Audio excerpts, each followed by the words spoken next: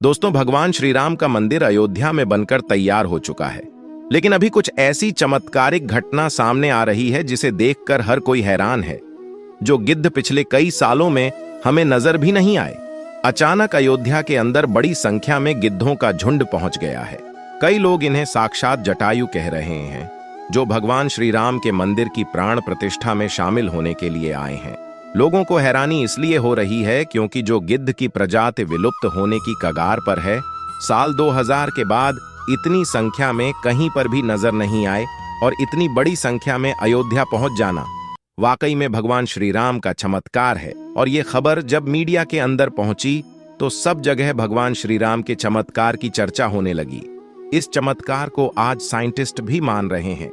आज के इस वीडियो में भगवान श्री राम के मंदिर बनने के वक्त हुए वह चमत्कार बताएंगे जिसे सुनकर आप भी चौंक जाएंगे।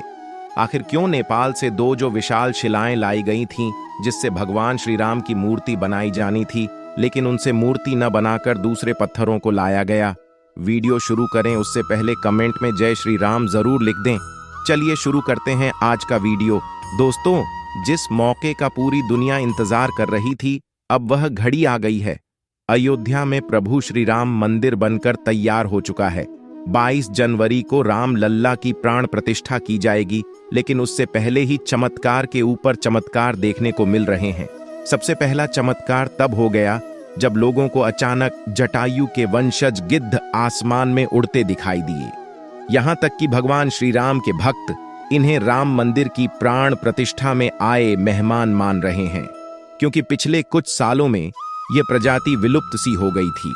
लेकिन राम मंदिर की प्राण प्रतिष्ठा नजदीक आते ही अयोध्या के आसपास बड़ी संख्या में गिद्ध आ पहुंचे हैं। लोग इस करिश्मा को देखकर पूजा भी कर रहे हैं, क्योंकि गिद्ध ऐसा प्राणी है जो भारत से विलुप्त हो चुका है। ऐसे में प्रभु श्री राम की प्राण प्रतिष्ठा से पहले ही वह कैसे दिखे, इसे लोग भगवान का चमत्कार मानकर पूजा कर रहे हैं। अब दोस्तों, ये इतनी बड़ी बात कोई सहयोग तो नहीं हो सकती है। दोस्तों, कुछ बुद्धिजीवी लोग रामायण के होने पर ही सवाल उठाते हैं। उन लोगों का मानना है कि रामायण असल में एक कहानी थी, मगर दोस्तों आज भी रामायण से जुड़े हुए कई सारे ऐसे सबूत मौजूद हैं जो हर किसी को मानने के लिए मजबूर कर रहे हैं। भगवान राम ने जो पुल बनाया था लंका जाने के लिए, वह आज भी मौजूद है। उसे वैज्ञानिकों ने भी माना है। वैज्ञानिकों ने उसे देखकर कह दिया कि यह कोई प्राकृतिक नहीं है, बल्कि यह इंसानों द्वारा बनाया गया पुल है, और जिस जगह पर वह पुल बनाया गया था वह आज भी उसी जगह पर मौजूद है। उस समय भगवान श्री राम ने अपने चमत्कार से पत्थर को पानी के अंदर तैरा दिया था, और उन तैरते हुए पत्थरों पर कदम रखकर वानर सेना लंका में गई थी। दूसरा सबसे बड़ा सबूत रावण खुद की लंका है। रावण की लंका आज भी मौजूद है, और यह चमत्कार भी बहुत बड़ा सबूत है। जटायु गिद्ध प्रजाति से ताल्लुक रखते थे, वहीं जटायु भगवान श्री राम के परम भक्त थे। दोस्तों, जटायु और भगवान श्री राम के बारे में रामायण में भी कई बार हमें जिक्र मिलता है।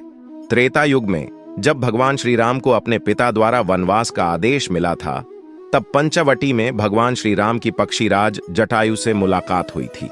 पक्षीराज जटायु माता सीता को अपनी पुत्री के समान मानते थे। दरअसल जब रावण माता सीता को हरण करके ले जा रहा था, तब जटायु ने ही लंकापति रावण को सीता माता की रक्षा के लिए युद्ध किया था।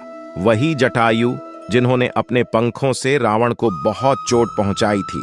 रावण के शरीर को जटायु ने लहूलुहान कर दिया था। इस संघर्ष में जटायु ने अपने प्राणों की आहुति दी थी। छत्तीसगढ़ के दंडकारण्य में गिद्धराज जटायु का मंदिर है।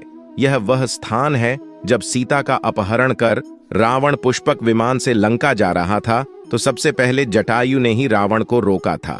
राम की राह में जटायु पहले शहीद थे। रामक कथा में प्रसंग आता है जब जटायु के भाई संपाति ने कहा कि मेरे पंख कमजोर हैं, मगर आंख दूर की चीजें देख सकती हैं, इसीलिए मैं सीता जी को अशोक वाटिका में बैठी देख रहा हूं। इसलिए लोग इन्हें साक्षात जटायु के वंशज मान रहे हैं। दोस्तों, अयोध्या नगरी के अंदर ही भगवान श्री राम का जन्म हुआ था, जिसका जिक्र वाल्मीकि की रामायण में भी है। सालों तक चले राम राज्य के बाद जब श्री राम ने जल समाधि ले ली, तो अयोध्या नगरी सूनी हो गई। पौराणिक मान्यताओं के अनुसार उज्जयिनी के राजा विक्रमादित्य जब यहां आखेट करने आए, तो उन्हें उजाड़ भूमि पर कुछ चमत्कार दिखाई देने लगे। खोज की तो पता चला कि यह श्री राम की जन्मभूमि है। इसके बाद उन्होंने यहाँ श्री राम के भव्य मंदिर का निर्माण कराया, जिसमें काले रंग की कसौटी पत्थर वाले 83 स्तंभ थे। समय समय पर यहाँ राजाओं ने मंदिर की देखभाल की, लेकिन 14वीं शताब्दी में जब भारत में मुगलों का शासन हुआ तो श्री राम जन्मभूमि को नष्ट कर वहां बाबरी मस्जिद बना दी गई। 1525 में राम जन्मभूमि मंदिर को बाबर के सेनापति मीर बांकी ने ध्वस्त करवाया था। बाबरी मस्जिद की 3 गुंबद थी, जिसके बाहरी हिस्से में एक चबूतरे में श्री राम के बाल स्वरूप की पूजा होती थी। इसे राम चबूतरा कहते थे। लेकिन 1950 में बाबरी मस्जिद के मुख्य गुंबद के ठीक नीचे वही मूर्ति निकली जो सदियों से राम चबूतरे पर विराजमान थी। बाबरी मस्जिद और राम जन्मभूमि मंदिर पर सालों चले विवाद के बाद आखिरकार श्री राम की अपनी जन्मस्थली पर प्राण प्रतिष्ठा हो रही है। अब एक सवाल ये है कि आखिर अयोध्या में भगवान श्री राम की मूर्ति बनाने के लिए नेपाल से 2 विशाल पत्थरों को लाया गया था। इन पत्थरों को लाने के बाद आखिर क्यों उन पत्थरों से मूर्ति नहीं बनाई गई? ऐसी क्या वजह थी कि नेपाल के उन 2 पत्थरों की जगह दूसरे पत्थरों का इस्तेमाल किया गया? दरअसल राम मंदिर के निर्माण का काम पूरा होने के बाद फरवरी में नेपाल के काली गंडकी तट से 2 शिलाएं अयोध्या लाई गई थीं। इन 2 शिलाओं का वजन 14 टन और 27 टन था। शुरुआत में इन शिलाओं से राम मूर्ति बनाए जाने की बात सामने आई, लेकिन बाद में पता चला कि इन शिलाओं को राम मूर्ति बनाने के लिए उचित नहीं पाया गया। भारतीय मीडिया में छपी कुछ खबरों के मुताबिक इन पत्थरों से मूर्ति नहीं बनाए जाने की एक वजह राम मंदिर से जुड़े संतों की ओर से जताई गई आपत्ति थी।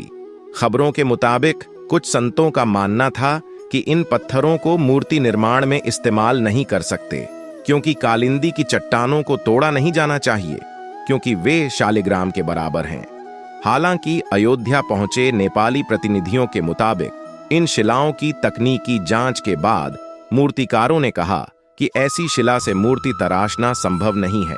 इसके बाद दूसरे पत्थरों से मूर्तियां बनाई गई। नेपाली प्रतिनिधियों के मुताबिक 27 टन वजनी शिला पर मूर्ति तराशने की कोशिश की गई थी, क्योंकि 74 टन वजनी शिला को शालिग्राम माना गया।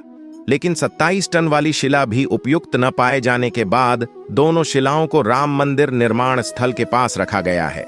भारतीय मीडिया के मुताबिक राम मंदिर के गर्भगृह में रखने के लिए देश की अलग अलग जगहों से लाए गए पत्थरों से 3 मूर्तियां बनाई गई हैं। इनमें से सबसे अच्छी मूर्ति का चयन कर उसे गर्भगृह में स्थापित किया जाएगा। दोस्तों, अयोध्या में दुनिया का सबसे बड़ा विशाल मंदिर बन रहा है। लोग बेसब्री से इंतजार कर रहे हैं राम मंदिर के लिए।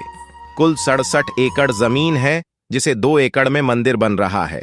पहले मंदिर के मुख्य शिखर की ऊंचाई 128 फीट थी, अब यह 161 फीट होगी। 3 की जगह 5 गुंबद और 1 मुख्य शिखर होगा। वैसे तो साल 2020 में ही काम शुरू कर दिया गया था। प्रधानमंत्री नरेंद्र मोदी ने 5 अगस्त 2020 को अयोध्या में राम मंदिर की आधारशिला रखी थी। साल 1994 में बाबरी मस्जिद को ढहा दिया गया था, जिसके बाद हिंदू पक्ष और मुस्लिम पक्ष के बीच इलाहाबाद हाई कोर्ट से लेकर सुप्रीम कोर्ट तक लंबी कानूनी लड़ाई चली। इसके बाद नवंबर 2019 में ऐतिहासिक फैसला सुनाया और आदेश दिया कि अयोध्या में विवादित जमीन पर मंदिर बनाया जाए। इस फैसले में यह भी शामिल था कि केंद्र सरकार मस्जिद के निर्माण के लिए सुन्नी वक्फ बोर्ड की 5 एकड़ वैकल्पिक जमीन उपलब्ध कराए। अब दोस्तों, आप इसे लेकर क्या सोचते हैं? कमेंट के माध्यम से जरूर बताएं। धन्यवाद।